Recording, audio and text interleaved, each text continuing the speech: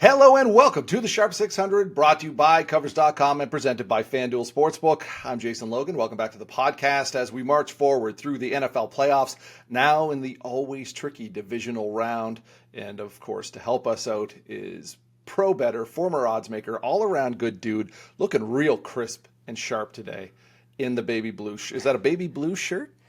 You know, you guys gave me good. That's such a ribbing last week that I felt I had to class things up. And I know it doesn't do justice for those folks that are tuning in just on audio, but this is a treat now for the eyes and the ears. The collared shirt, it's a big 4-game weekend, so I wanted to bring my A game as we start to pick a few more winners down this home stretch.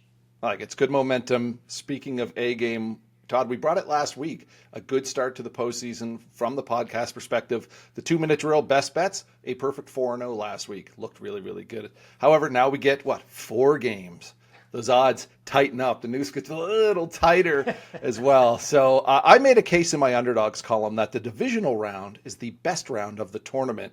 Kind of hitting that cross-section of quality and quantity, as well as I really like the start times. These late afternoon start times, they are built for a guy like me. I love it. I get to have a bit of a day. I get to, get some shit done. I got stuff around the house I got to do, spend some time with the kiddos. J-Lo, hold on a second. I get to get my house in order, and then I can plunk it down on the couch and watch a little bit of college ball, sprinkle a little college ball in there. Let's be honest here, and producer Dell knows. The reason you're excited that the games are a little bit later on both Saturday and Sunday, it means you can go for bottomless mimosas, take your wife on Sunday. You don't have to rush through your brunch, and you can get all you can eat of the prime rib, the crab leg, and everything else that your $19.95 will get you north of the border.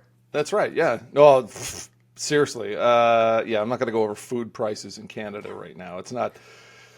I'm going to have to kill what I eat eventually here. But anyway, I love the divisional round. It's set up well. Do you agree? Is this the best spot? Is this I'm a big Sweet 16 kind of guy in March Madness. Is this the kind of the best round of the tournament? From a competitive balance standpoint, typically I would say yes, but part of me dies a little bit on the inside knowing that we're not going to have 3 games on a Sunday until September that means something. So even though those games last weekend weren't exactly must-see TV, it is a little bit bittersweet because we know that the end of the road is rapidly approaching through that front windshield. Yeah. But some big games ahead here. As always, if you do like what we're doing on the Sharp 600, let us know. If you don't like what we're doing, fuck it. Let us know anyway, too. But, take a couple seconds. Rate and review the podcast. If you watch us on YouTube, like and subscribe, of course. And this is a big week for football. It's not just NFL. Of course, Monday has that big CFB championship game. And the guys on the YouTube channel at Covers are going to have some fantastic coverage for that game as well, too. And you don't want to miss anything. So make sure you subscribe there. All right. So second round, 4 games, 8 teams, 10 minutes to get through it all. Dell, hit the music.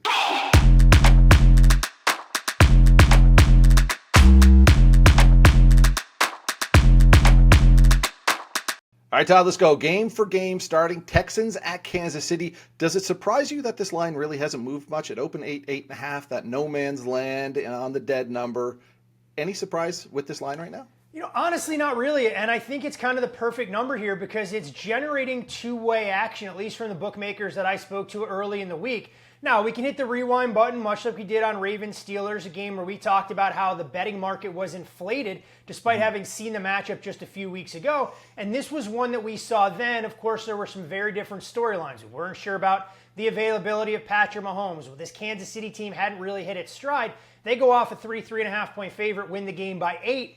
And funny, Jason, that's right about where odds makers decide to open this particular number the second time around. And the Houston Texans did catch a lot of fans by surprise with that lockdown defensive performance last week against the Chargers. We know what this secondary can do. We know about their pass rush. But this feels like a little bit of a different leap. And if the Texans are going to be live dogs, I think it's extremely correlated to going under the total. So while I'm not advocating for either, I think if you're trying to tango with the Texans, you may as well parlay it to the under because if it gets to be a little bit loose, I'm not sure there's a path for Houston to score more than 17 to 20 points in this contest.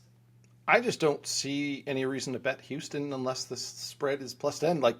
Kansas City has been just trying to get to the postseason healthy and mission accomplished, and we got to see a little bit of that. Week 15 to week 17, they turned up the intensity, and you saw it. A lead on both sides of the team or of the ball, shit stomp their opponents. This was the one that they're waiting for. I like Kansas City here at the 8. Commanders and Lions, Saturday night's all right for fighting. It's also right for scoring a butt ton of points. 55.5 is the total, 55. In my column, I said that this is the NFL equivalent of a craps table at 3:45 a.m. on a Wednesday, and there's only two guys at the table. They're both named Dan, and they're both shirtless and screaming. I'm fighting chaos with chaos here. I like what I saw from Jaden Daniels against an aggressive pass rush from Tampa Bay. And how often do we get to say that the Washington Commanders might have the best defense on the field? So I took the Commanders plus 10. We've seen it move back. Anytime anyone touches that 10, it gets bought back. What do you like in this one? I'm not sure what flies at 3:45 on a Saturday morning at Casino Rama. You know exactly. Compared to the center of the strip.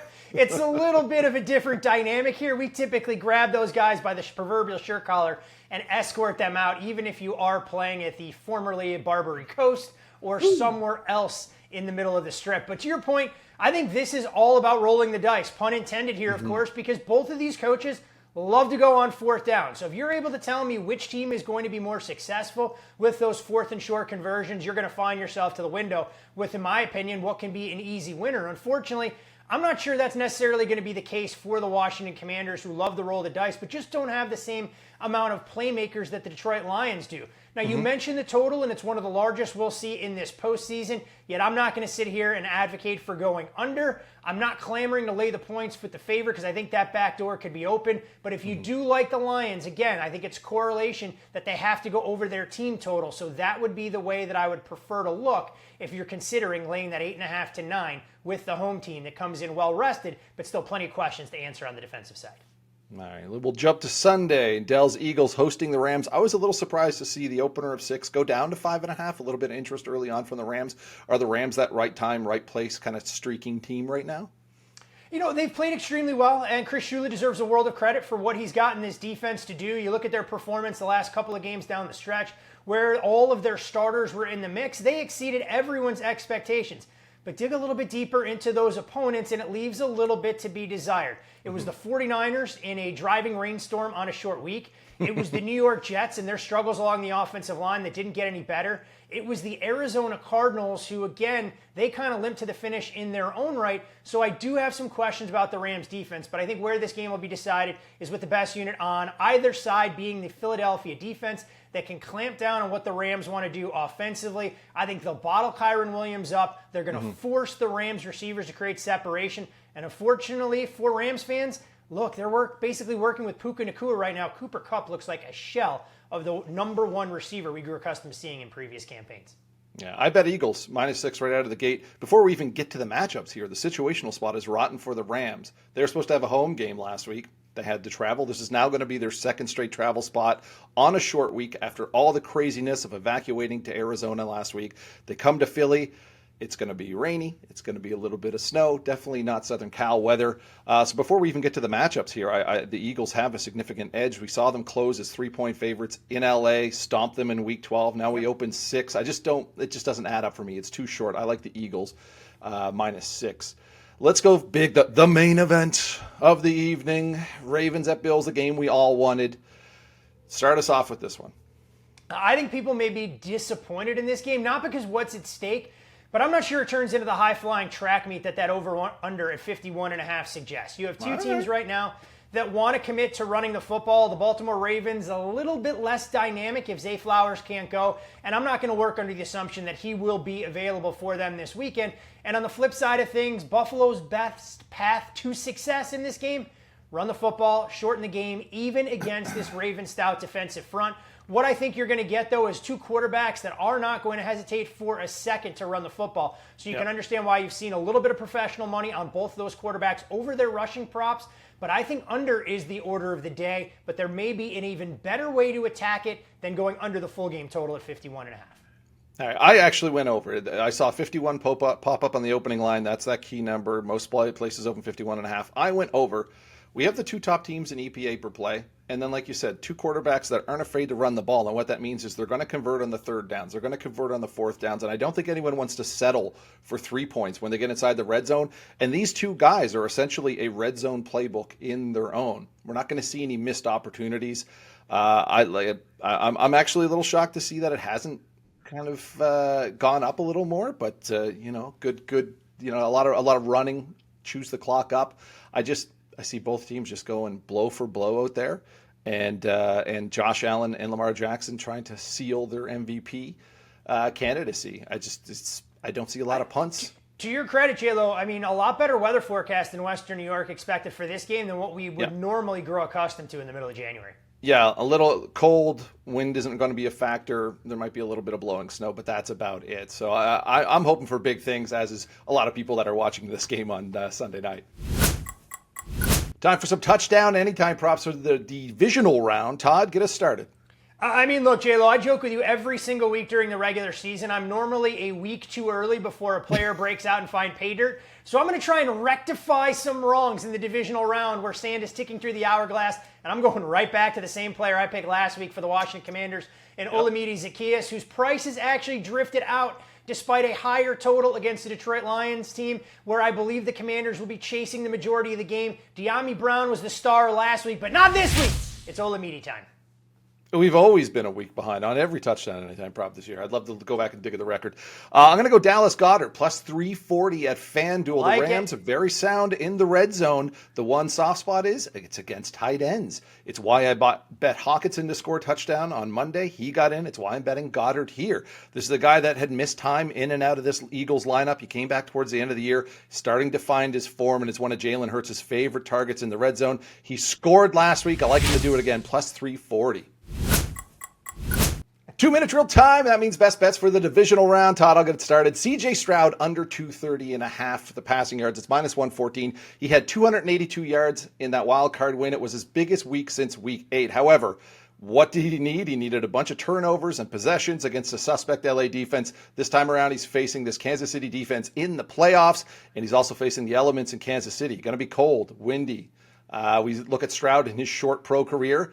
His numbers tank when he plays outside. I expect Kansas City to be running the ball with a lead in the second half as well, too, taking away touches, under 230.5 on his passing total.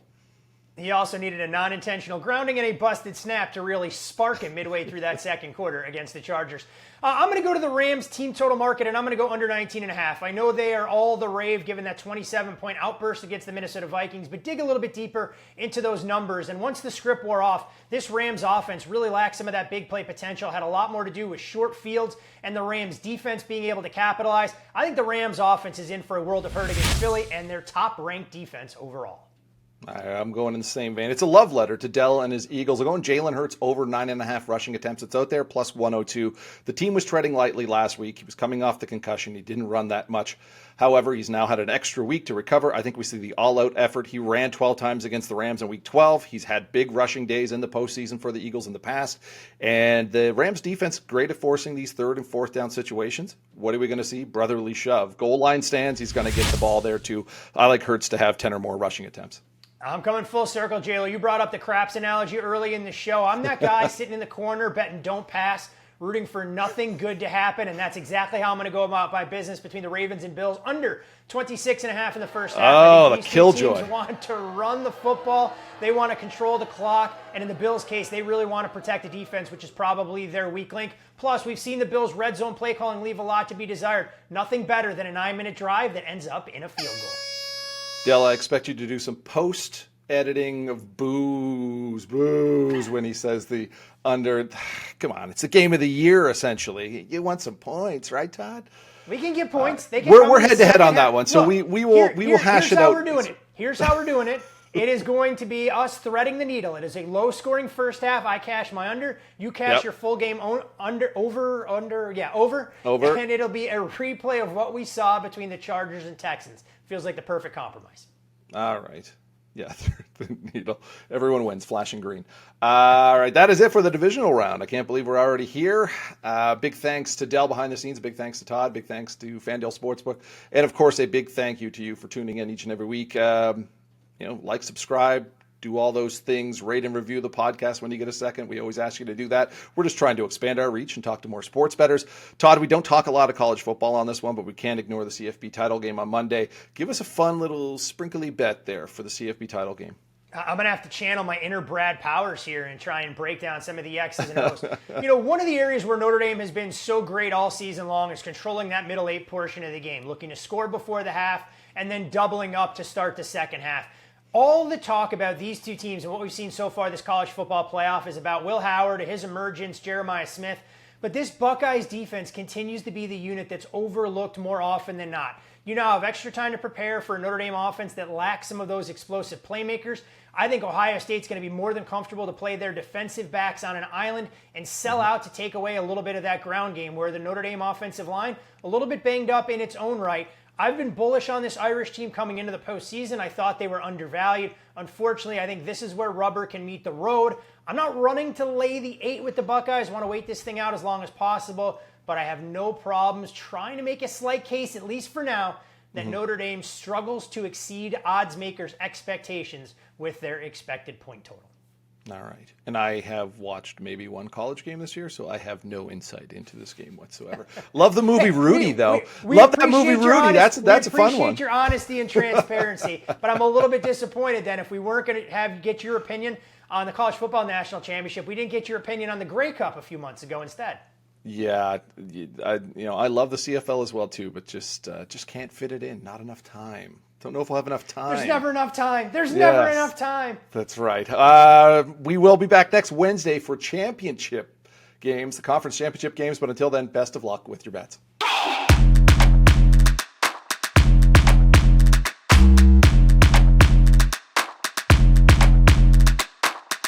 Hey, NFL fans, you can make every moment more this season with a big return on FanDuel, America's #1 sportsbook. So when you get a hunch in the middle of a game, you can check out the latest stats, view live play-by-play, and so much more on the same page where you place your bets. You'll get started with $200 in bonus bets guaranteed when you place your first $5 bet. Never waste a hunch at FanDuel, an official sportsbook partner of the NFL. Must be 21 plus and present in select states or 18 plus and present in D.C. First online real money wager, only $5 first deposit required. Bonus issued as non-withdrawable bonus bets will expire 7 days after receipt. Restrictions apply. See terms at sportsbook.fanduel.com. Gambling problem? Call 1-800-GAMBLER or visit fanduel.com/RG.